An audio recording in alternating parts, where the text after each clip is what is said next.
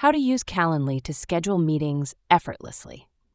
Hey guys, in today's video, I'm going to show you how to use Calendly to schedule meetings effortlessly. So make sure to watch this video till the end and let's get started. First, head over to calendly.com and sign in or create a free account. Once you're in, click on Create to set up a new event. Choose the type of meeting, like a 15-minute, 30-minute, or custom duration session. Now, enter the event name, location, and description. Then set your availability by picking the days and times when you're free. Under Invitee Questions, add any details you want to collect from people booking time with you, like their name, email, or agenda. You can connect Calendly with Google Calendar, Outlook, or others to avoid double booking.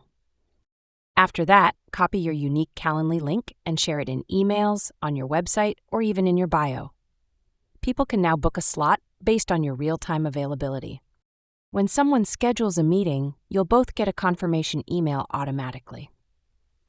And that's how you can use Calendly to make scheduling meetings simple and stress-free.